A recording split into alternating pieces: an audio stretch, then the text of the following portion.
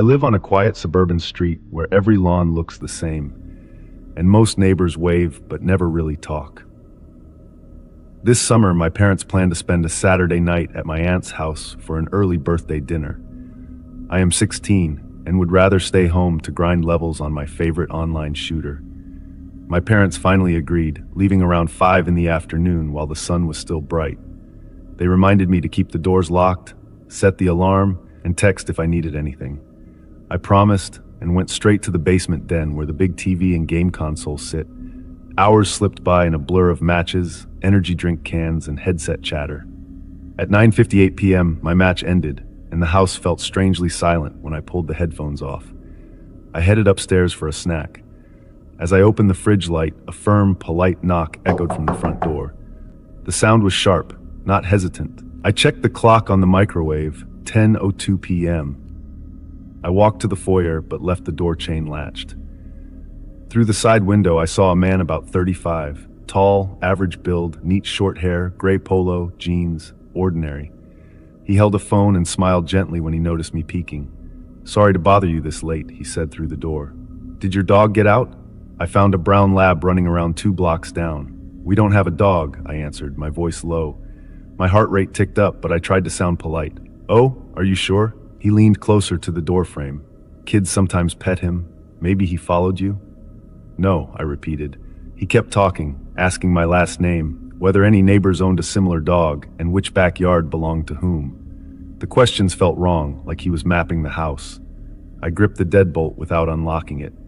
"My parents will be back any minute," I lied. His friendly smile faded an inch. He slid the phone into his pocket, nodded once, and walked away down our driveway. I watched until he vanished past the street lamp. Only then did I exhale. I texted my mom that someone had asked about a dog, but she replied with a laughing emoji and said maybe a lost and found neighbor. I tried to laugh too, but the game no longer felt fun. I double-checked every lock before heading to bed and eventually fell asleep with my bedroom lights on. 2 days later, a small thing bothered me when I mowed the backyard. Mom keeps 3 concrete garden statues, little owls lined up near the fence. I noticed one owl was turned to face the house instead of the flower bed. I figured maybe Dad bumped it with the weed trimmer last week. I straightened it and forgot about it. Another afternoon passed. My parents worked late, leaving dinner in the fridge. Twilight gave the street that gold-orange glow, and cicadas were loud. I finished leftovers, washed dishes, and carried the trash bin to the curb. Walking back, I glanced at the owl statues again. The same owl sat crooked, closer to the patio this time, like it had been dragged. I felt a prickling behind my neck. I told myself raccoons could nudge it, or maybe vibrations from lawn equipment. Still, I moved all 3 statues into the garage. Friday night came, and my parents had tickets to a cousin's engagement party 2 towns over. I insisted I was fine staying home. They left at 7. I locked the doors, lowered the blinds, and set my headset aside in case I needed to hear the house. At 11:15 p.m., while scrolling social media on the couch, I heard a dull clack, metal against glass, from the back of the house. I muted my phone and listened. Another sound followed, the soft rattle of a door handle being tested, then a short scrape near the kitchen window. My pulse crashed into my ears. I slid off the couch, belly to carpet, and crawled toward the hallway closet where the home phone sits charging. My hand shook so badly I almost dropped it while dialing 911. I whispered to the dispatcher that someone was outside trying to get in. She told me to stay hidden and keep talking. From the kitchen, I heard a single steady breath exhale, as if someone was right against the glass pane. A plastic planter toppled with a dull thud, then silence. Minutes felt like hours. Siren wails finally colored the night air. Blue and red lights flickered through the dining room curtains. I heard footsteps sprinting across our yard, crunching the mulch bed, and a wooden gate slamming open, then closing. Officers announced themselves, and I came out shaking, still clutching the phone. They combed the backyard with flashlights. Near the kitchen window lay a small black tool bag half unzipped. Inside were a flathead screwdriver, window wedges, work gloves, and a roll of duct tape. Fresh mud streaked the handles. Leading away from the patio were deep boot prints, size 11, the officer guessed, heading toward the back fence and disappearing where the grass meets the alley. One statue, the owl I had stored, was sitting upright on the patio chair. The officers asked if I had put it there. I hadn't opened the garage all night. My parents arrived 20 minutes later, escorted by another patrol car. Mom hugged me so tight my ribs hurt. Police took my statement and the tool bag for evidence. They suspected the same man might have tried other houses using different stories. Fingerprints were lifted from the tool handles and the window, but the officer warned that results could take weeks. That night, none of us slept. Dad installed extra deadbolts the next day and ordered motion cameras. For a month, I jumped whenever the doorbell rang. Every creak in the house felt like a footstep. Police never found the man. Prints matched no one in their database, and the tool bag was a common brand sold everywhere. Summer ended. I returned to school, busier now, but some evenings memories rush back. The polite knock, the owl turning, the sound of someone breathing on the other side of thin glass. When friends ask why I never skip family events anymore, I just say, I learned that staying home alone isn't always the safest choice. And every night before bed, I still check that the backyard statues remain locked in the garage, facing the wall, exactly where I left them. Before going to the next story, if you like this video, please press the bell icon and do like, share this video and subscribe this channel to get more scary and disturbing videos. Thank you.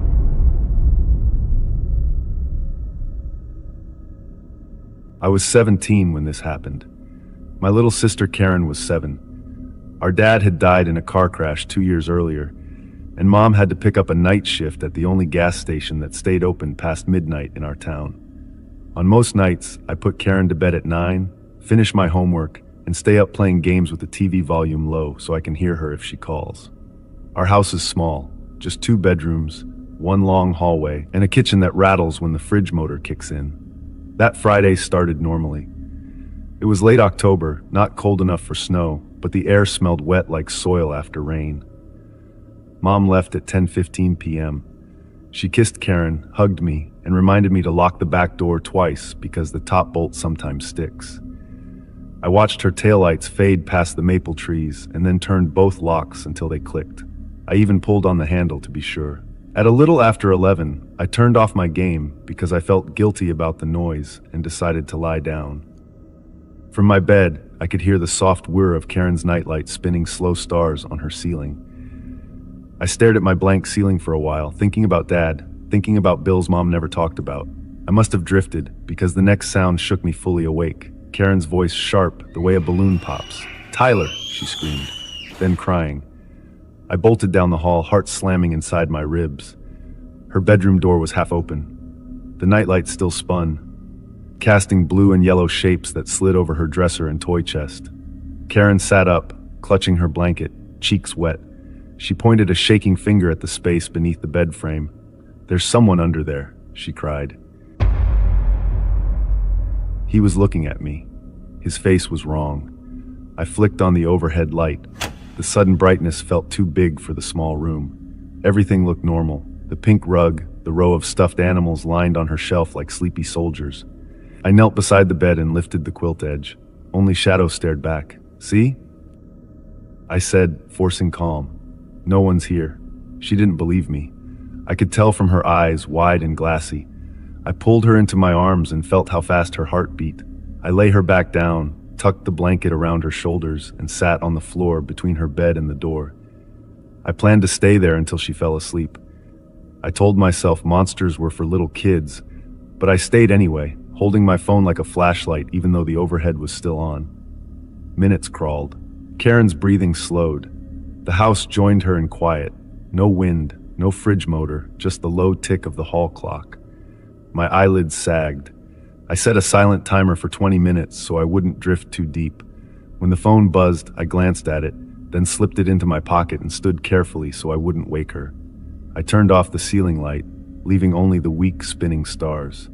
Back in my room, I lay down fully dressed. I stared at the digital clock on my nightstand, 12:40 a.m. Outside, a car rolled by, tires whispering over damp asphalt. I closed my eyes, a dull thump yanked them open. It came from Karen's room, solid, like something heavy shifting across the wooden floor. I held my breath and listened. Nothing. Then a slow scrape, almost like dragging cloth. I sat up, every muscle tightened, and grabbed the aluminum baseball bat Dad bought me in 8th grade. The hall felt colder than before as I walked. Light from Karen's half-open door spilled a faint blue line across the floor. I stepped inside. Karen slept on her side, blanket up to her chin, unaware. The nightlight still spun. The bat felt stupid in my hand, but I crouched anyway and lifted the quilt edge again. Something breathed. It was faint, a shallow inhale, but close. Close enough that I tasted metal in my mouth. I froze. For 3 long seconds, I stared into total blackness under the bed.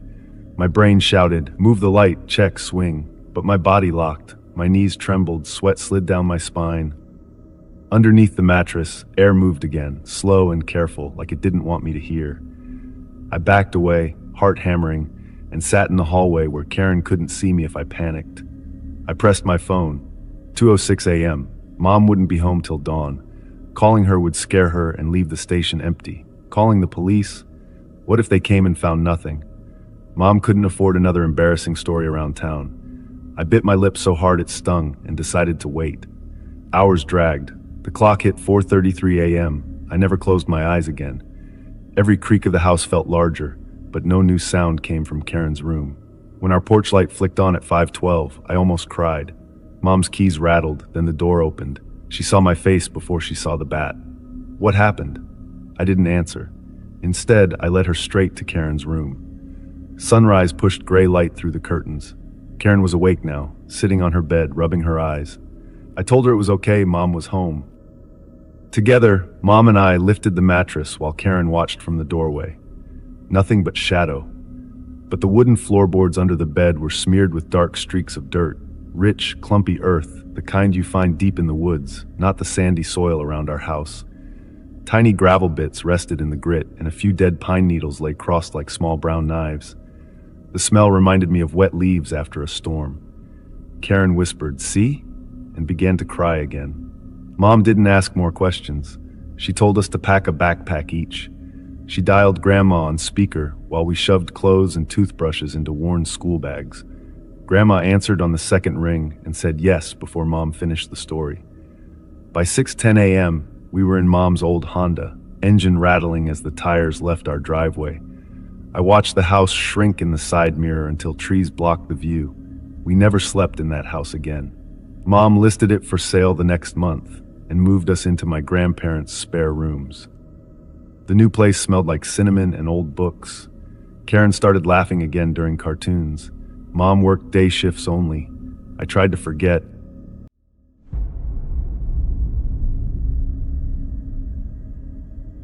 I was 11, maybe 12, when I learned how quiet a small house can feel when you suddenly doubt you are alone. My family rented a plain brick house from the 1950s on a back road outside Valdosta, Georgia. 3 bedrooms, 1 bath, about 1,000 square feet if you counted every closet. The yard was flat and open, the kind of place where cicadas made more noise than the traffic. My mom worked at a grocery store on weekday afternoons, and my stepdad drove a delivery truck on the night shift, so for an hour after school, I had the house to myself. Unless you counted 4 skittish cats and a nervous foster lab mix named Daisy. The cats never went downstairs to the daylight basement den where Mom kept the washer and dryer. Daisy hated those stairs even more. She would plant her feet, pull back, and whine if I tried to coax her down. One Friday, I needed clean gym shorts for Monday, so I started a load while I waited for Mom to get home. Music played through cheap headphones as I sorted clothes in front of the open washer. The basement smelled faintly of bleach and damp carpet. I was leaning over the drum when a sharp sound snapped beside my left ear, exactly like someone clicking their fingers to get my attention. I jerked upright, smacked my elbow on the lid, and ripped the headphones off. The concrete floor, the paneled walls, the dusty treadmill in the corner, all empty. The cats were nowhere near. Daisy was surely upstairs on the couch, pretending she was allowed on furniture. The snap had been clear, loud, right next to me. I stood still a long time, heart thumping, before telling myself it was static from the headphones, or maybe 2 pieces of laundry popping apart. I hit the wash button and sprinted upstairs, locking the basement door behind me. That night, I convinced myself it was nothing. 2 weeks later, the real scare came. School let out early for a teacher meeting, so the bus dropped me off at 1:30 on a bright, humid afternoon. The asphalt shimmered. I trudged up the gravel drive, sweating through my polo shirt. Inside, the air conditioner hummed, but the first thing I felt was the pressure in my bladder. I dropped my backpack by the back door, pushed past Daisy, and hurried to the single bathroom at the center of the hallway. I was sitting there, bored, staring at the tiny window that faced our neighbor's fence, when I heard my nickname float down the hall. Peanut? It was my mother's voice, warm, casual, exactly the tone she used when dinner was ready. The sound came from the far end of the hall, maybe 3 steps outside the bathroom door. Every muscle locked. Mom was at work until 4:30. No one else had a key. The house was too small for echoes or tricks of distance. Someone was close enough to know the name that only my parents used. I waited, hoping I had imagined it, but the silence felt heavy, watchful. My skin prickled with sweat that had nothing to do with the heat. I finished as quickly as possible, bracing my feet on the worn linoleum. The doorknob looked suddenly fragile. When I opened the door, the hallway was bright with afternoon sun slanting through the living room windows. One bedroom to my left, another to my right, a linen closet straight ahead. I whispered, "Mom," and got nothing back. Daisy stood in the kitchen doorway, ears low, tail stiff. None of the cats were visible. I stepped out, forcing myself to check each room. Mom's bedroom, bed unmade, dresser drawers shut, nothing under the bed except dust bunnies. My room, posters, laundry pile, open math book on the desk, no intruder. The third bedroom we called the storage room, boxes, Christmas decorations, the old rocking chair, no one. I kept waiting for a floorboard to creak behind me. The living room felt wrong in a way I could not explain, like the air itself was off balance. I noticed Daisy was now pacing in circles by the back door. I grabbed her collar, stepped outside, and pulled the door shut behind us. We waited on the carport slab for nearly 3 hours. Cicadas screamed in the trees. A neighbor drove by in a pickup, gave me a nod, and kept going. Daisy sat pressed against my leg the whole time, panting hard even though we were in the shade. When Mom's sedan turned into the drive, I burst into tears. I didn't know I was holding back. She hurried over, thinking I was hurt. Between sobs, I told her what I had heard. She walked the house with me, opening every closet, even tapping under the crawl space hatch. Nothing. No broken locks, no footprints in the dusty basement room. The washer load from 2 weeks earlier sat mildewing because I had refused to go back down for it. Mom tried to sound firm, but I saw her eyes trace the hallway more than once. Finally, she said, "Sweetie, you probably heard the TV next door through the bathroom vent, or maybe the plumbing echoed." She hugged me, and I wanted badly to believe her. That night, I lay in bed. The door cracked, so Daisy could come and go. The house was never truly silent. Old pipes ticked, the fridge kicked on, and the water heater groaned. But each noise now carried weight, as if someone shaped words inside the walls. I left the lamp on until dawn. The months that followed were uneventful on the surface, yet I felt watched whenever I used the hallway bathroom. I timed showers for when someone else was home and kept the radio playing loud on the counter. The cats still refused the basement. Daisy still growled at the top of those stairs. We never figured out why. Years later, long after we moved and my parents divorced, I asked Mom if she remembered that day. She frowned, thinking hard, then said, "You know, right after we checked the house, I noticed the hall closet door was slightly open. I thought you had looked there already." She shrugged. It was probably nothing. She changed the subject, but the way she avoided my eyes told me she never found a good reason either. I am grown now, living hundreds of miles away, yet sometimes a faint, familiar voice slips through a half-closed door when I know I am alone. It always says the same nickname, always in that gentle tone meant for a child. I freeze, heart racing, and listen until the silence convinces me to move again. I remind myself that houses settle, plumbing echoes, and memories play tricks. Then I leave the room, even if I have to come back later to finish what I was doing. Because once you hear your name spoken by someone who cannot be there, you never again feel entirely alone in any quiet place.